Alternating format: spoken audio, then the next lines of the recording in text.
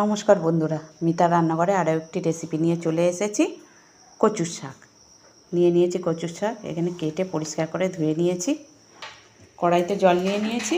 এবার গ্যাসটা অন করে নেব। জলের মধ্যে দিয়ে দেবো লবণ, হলুদ গুঁড়ো। লবণ হলুদ দেওয়া জলের মধ্যে দিয়ে দেবো কচুর শাক, দিয়ে ভাপিয়ে নেব।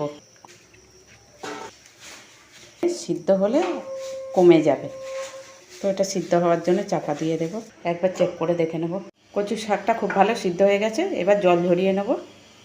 আমি এরকম একটি ছাঁকনি নিয়ে নিয়েছি। কচুর জলটা খুব ভালোভাবে ছেঁকে নিয়ে দেবো। কড়াই গরম হয়ে গেছে, কড়াইতে দিয়ে দেবো সর্ষের তেল। আপনারা পারলে সর্ষের তেলেই এটা করার চেষ্টা করবেন। তেজপাতা, শুকনো লঙ্কা, কালো জিরে, চিড়ে রাখা কাঁচা লঙ্কা, লবণের পরিমাণটা আপনারা বুঝে সুঝে দেবেন, কারণ লবণ দিয়ে অলরেডি সিদ্ধ করেছি কচুটা। হলুদ গুঁড়ো, জিরে ধনে গুঁড়ো, লঙ্কা গুঁড়ো। খুব ভালো করে মশলাটা কষিয়ে নেব। মশলাটা কষানোর পর দিয়ে দেব কচুর শাক সিদ্ধ করে রাখা।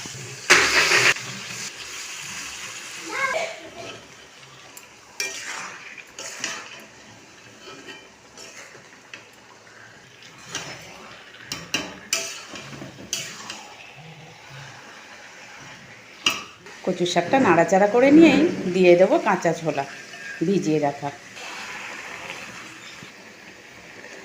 কচুটা গলে মিহিন হয়ে এসছে। এই সময়তে আমি দিয়ে দেব ফ্রেশ কুড়ানো নারকেল। আপনারা চাইলে নারকেল দিতেও পারেন, নাও দিতে পারেন, কিন্তু নিরামিষে একটু নারকেল কুড়ো দিলে খেতে স্বাদটা খুব সুন্দর হয়।